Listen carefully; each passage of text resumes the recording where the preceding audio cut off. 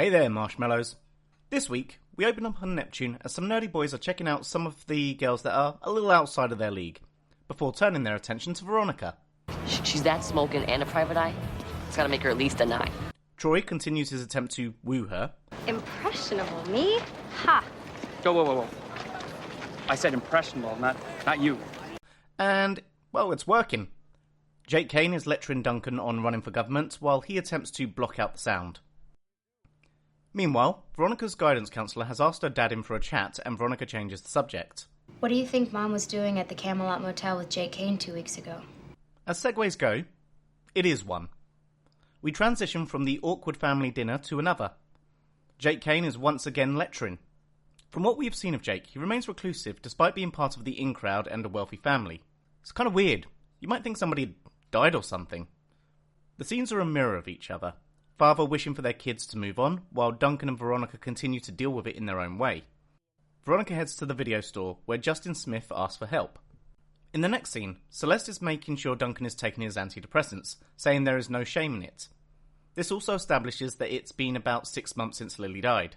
Veronica sees Duncan at school, and the camera work shows us that her head is spinning, probably reeling from her steamy dream of him. It's at this moment she runs into Troy and agrees to go out with him. I feel a little bit sorry here for him because he seems to be the rebound guy, emotionally speaking. But only a little. We pull back to Logan asking Duncan about his exploits. Did you hook up with Shelley last night? She's a talker. It's clear that, like Veronica, Duncan is also struggling to move on. Veronica pulls Justin into her office, where he asks her to look for his father, with very little information. Can you get your hands on his social security number? No. Date of birth?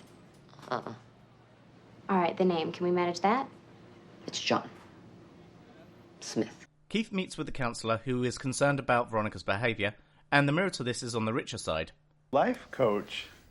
Didn't we just have a discussion about our son's lack of focus? Now off his meds, Duncan raises a glass. To Molly.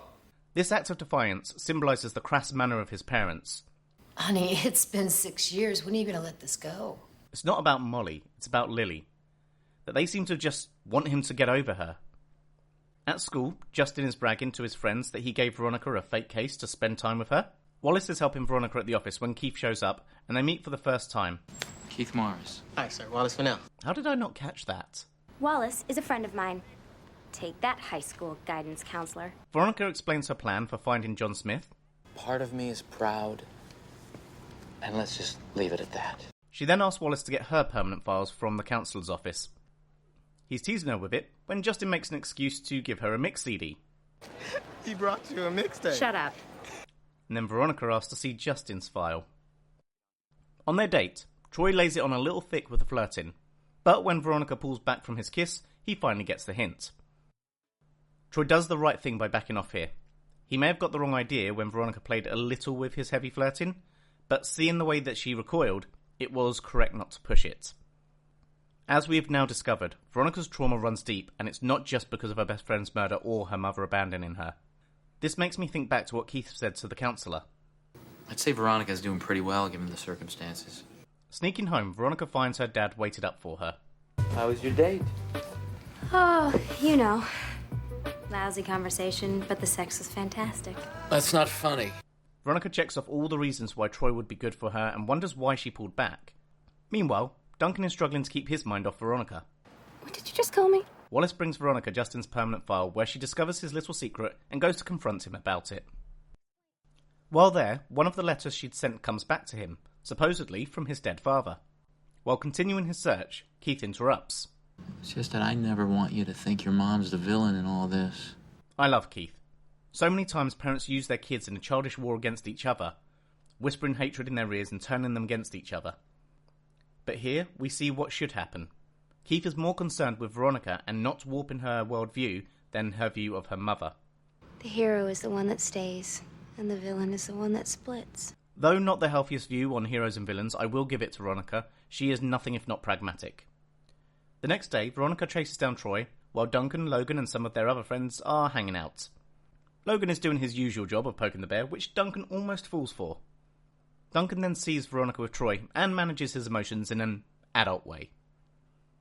Although you can't argue with the results. You sure you don't want some? No, thanks, I got it. Duncan tries talking to Veronica, but Not really, no. for someone usually so inquisitive, this was perhaps a chance to actually ask some of these things. You mean between us? Or before Lily died? Or 2 weeks ago before your friend took an interest in me? Or simply just... Off a bleacher?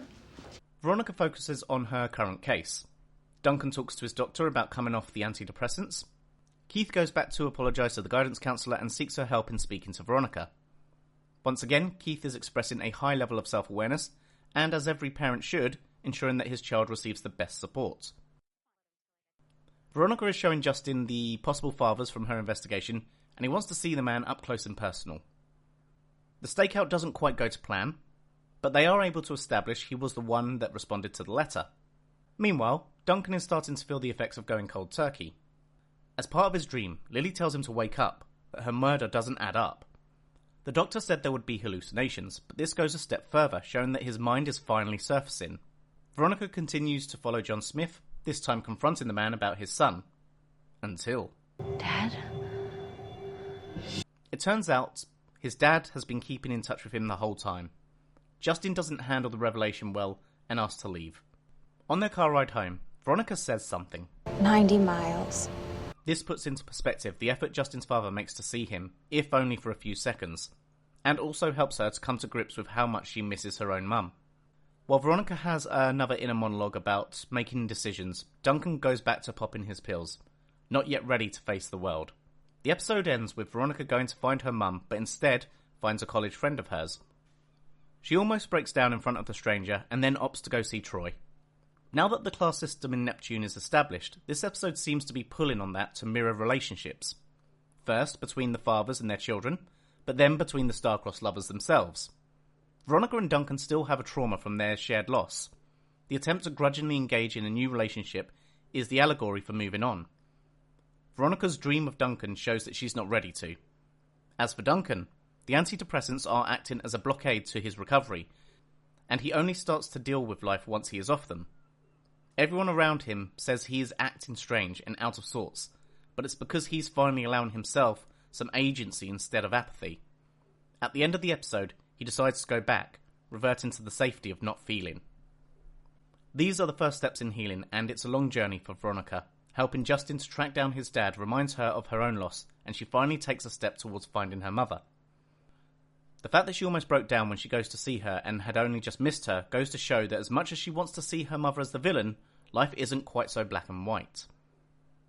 Her father tried to tell her, but she wasn't ready to listen. Not yet.